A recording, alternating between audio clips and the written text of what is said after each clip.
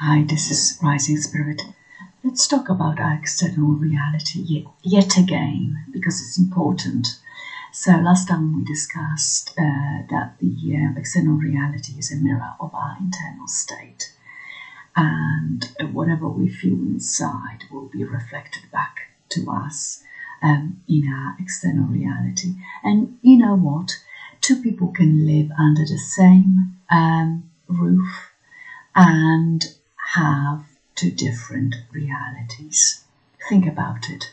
They can be married, they can be siblings, they can just cohabit the same space and yet have two different realities because they are two different people creating different states within themselves and then projecting it back onto the canvas, which is their reality, and their reality will then mirror that back to them.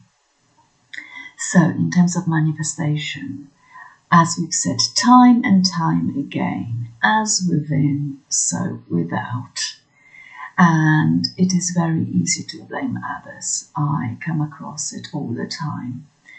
And I have been that person too. It's very easy to blame others for our circumstances, for who we are. But remember, you are an eternal spirit.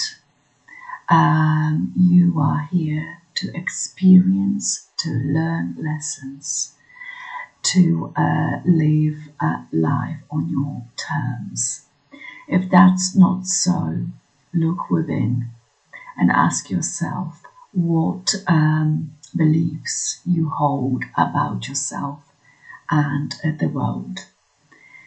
Now, in terms of manifestation of our perfect reality, we have the ego.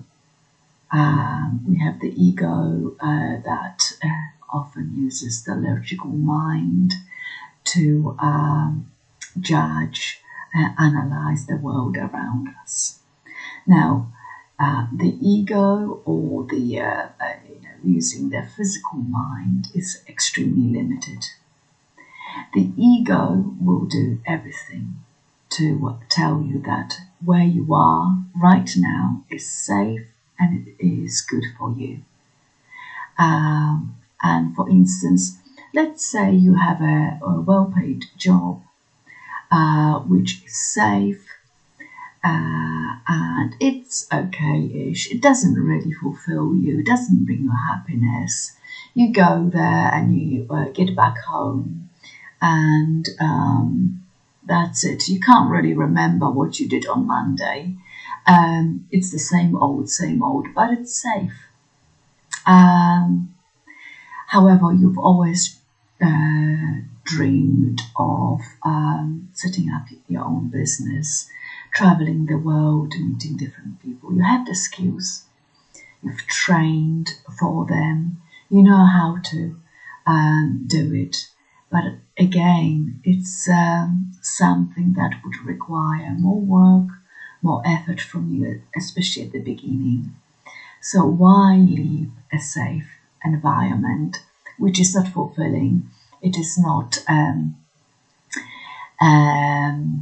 cognitively expanding, stimulating, but again, it is safe, and that word is the key. Now, the ego will say to you, stay where you are. You get to travel 2-3 times a year. You get to see your colleagues on a daily basis. You get paid every month. What's wrong with that? But you know you want more from life because you cannot imagine yourself being in the same place in 5 years' time, let alone 10. And so the ego, using the logical, analytical mind, is like that. It looks for safety. It looks for being massaged in terms of you know, oh, be down to earth, be logical. The world outside isn't safe. It's quite volatile at the minute. So don't start something new, something that you don't know how it would evolve in the future.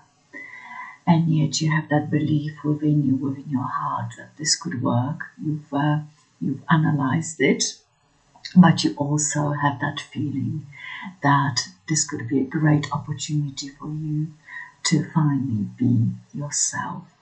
Not be realistic, but be real, be authentic. And so this is the ego. The ego will keep you trapped. However, you have something that we've alluded to called the higher self or the higher mind. Something that is unlimited, unbounded, that doesn't use logic, that doesn't analyze.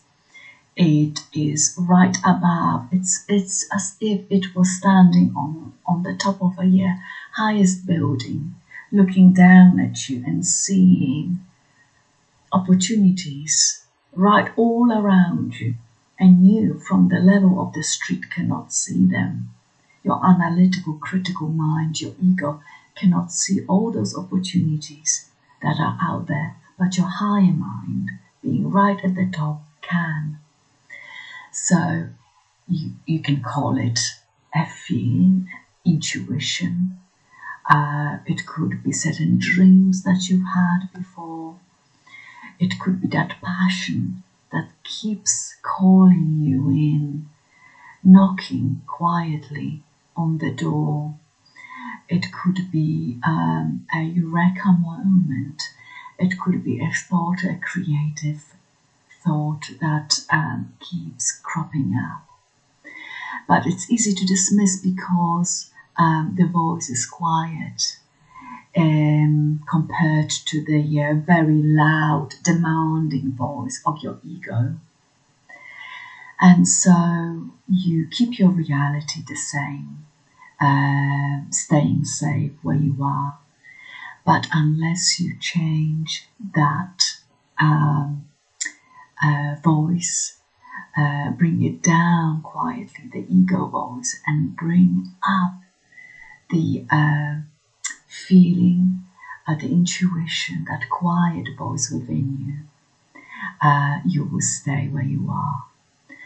So again, remember that our reality is a reflection of our inner state. So if you wish for something greater in your life, something more expanding, something more creative, more fulfilling, then start listening to that inner voice and start changing within. Start questioning the ego and all the things that the ego tells you need to do. And often the ego will be clad in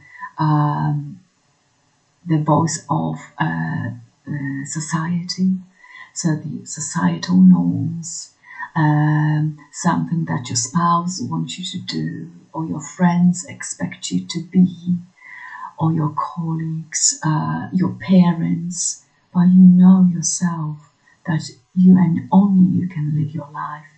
You know what you love. You know what your passions are. If you don't, again, listen to that quiet voice. If you don't know your passions, if you don't know where you're heading, then it doesn't matter which turn you will take, does it? So you need to know this. And again, if you don't know where you're heading towards, then your external reality will reflect that confusion, that chaos. So quieten that ego voice and turn up your intuition.